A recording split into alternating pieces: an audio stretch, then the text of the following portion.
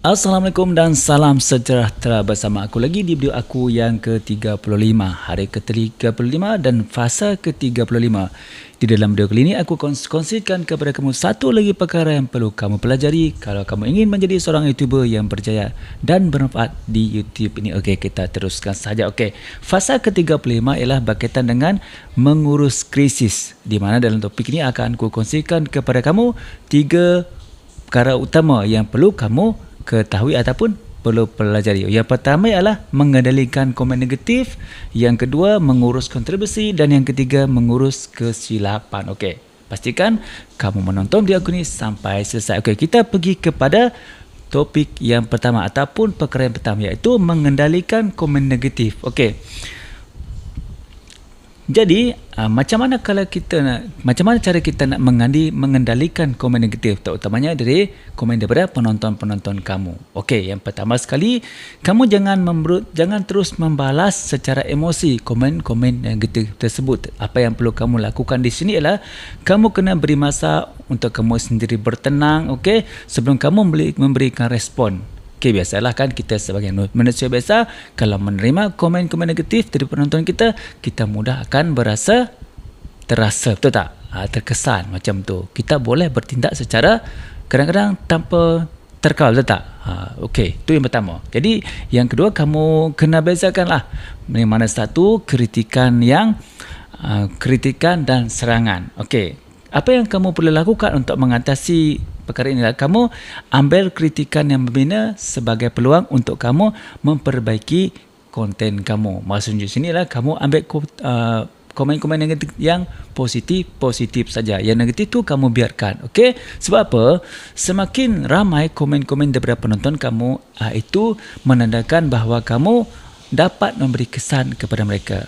Maksudnya di sini konten yang kamu buat dapat memberi kesan kepada mereka.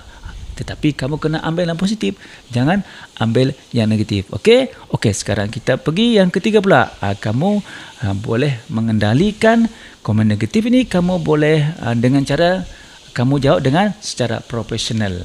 Macam tu. Jadi kamu gunakan bahasa yang sopan, dan kamu usahakan untuk mengelakkan sebarang pentengkaran secara terbuka. Ini adalah salah satu cara seorang yang profesional mengalami ataupun menangani komen-komen negatif daripada penonton kamu. Okey, ingat tu. Okey, sekarang kita pergi ke perkara yang kedua di dalam fasa yang ke-35 ini, iaitu fasa mengurus krisis. Okey, perkara kedua ialah mengurus kontroversi.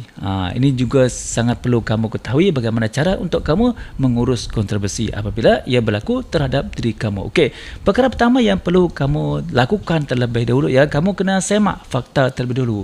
Jangan terus membuat kenyataan berdasarkan kabar angin atau andaian semata-mata. Jadi kamu kena selidik dulu betul-betul apakah berita itu benar ataupun salah. Okey, itu yang perlu kamu lakukan untuk mengurus kontroversi. Okey.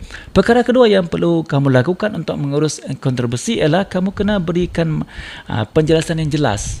Berikan penjelasan yang jelas berkaitan dengan masalah yang dikontroversi itu. Jika perlu memberi respon, kamu sampaikan perkara yang benar-benar berkaitan tanpa memanjangkan konflik. Maksudnya di sini jangan kamu tambah besarkan, jangan kamu tambah sulitkan masalah-masalah yang diwujudkan oleh penonton-penonton kamu itu. Okey, supaya ia tidak menjadi lebih kontroversi lagi. Okey, sekarang kita pergi ke perkara yang ketiga.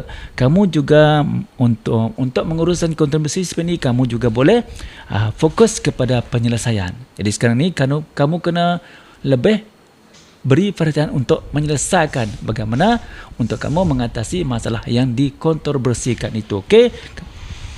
Jadi sekarang ini utamakan tindakan yang boleh memperbaiki keadaan. Okey, berbanding cuba untuk memenangi perdebatan. Jadi kamu elakkanlah untuk berdebat, okey, dengan orang yang membuat kontroversi tersebut tadi. Okey, sekarang kita pergi ke perkara yang kedua pula.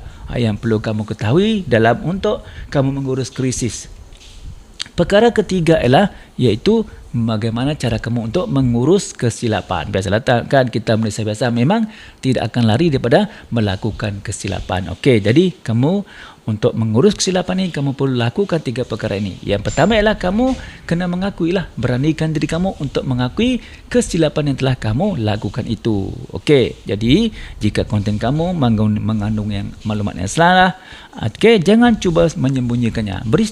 Berterus terang kepada penonton kamu. Sebab apa? Bila kamu berterus terang kepada penonton kamu, kepercayaan mereka akan bertambah banyak terhadap kamu. Okey, itu yang pertama. Yang kedua, bagaimana cara kamu untuk menguruskan kesilapan ialah kamu kena betulkan maklumat. Okey, jadi apa yang perlu kamu lakukan ini ialah kamu berikan pembetulan dengan jelas supaya penonton kamu tidak terus menerima maklumat yang salah. Okey, betulkan kesilapan kamu itu. Okey, ini juga akan membantu meningkatkan kepercayaan dan keyakinan penonton kamu terhadap kamu. Dan perkara yang ketiga, dalam untuk kamu menguruskan kesilapan ini, kamu kena belajar daripada kesilapan tersebut. Okey, jangan melakukan kesilapan yang sama berulang-ulang. Okey, jadi apa yang perlu kamu lakukan ialah untuk kamu belajar daripada kesilapan ini, kamu kena mengenal pasti, okey, punca dan bina proses semakan supaya kesilapan sama tidak berulang. Maksudnya di sinilah kamu kena tengoklah mana satu kesilapan yang ataupun mana satu perkara yang menyebabkan berlakunya kesilapan. Okey, jadi kamu tengok perkara tu dan cuba jangan mengulang lagi kesilapan sama.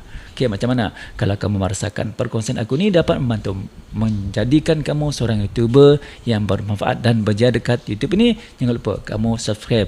Okey, kalau kamu ada pertanyaan, kalau kamu ada cadangan, sila tulis dalam komen. Okey, kalau kamu merasakan perkongsian aku ni bermanfaat, jangan lupa kamu share juga supaya ramai lagi kawan-kawan kita yang juga ingin menjadi seorang YouTuber yang berjaya dan bermanfaat di YouTube ini juga mendapat manfaat daripada video aku ini. Jangan lupa belajar di seorang YouTuber, satu hari satu langkah. Kalau kamu nak info yang lebih lanjut lagi, jangan lupa jumpa aku di video aku yang seterusnya. Assalamualaikum, terima kasih. Bye-bye.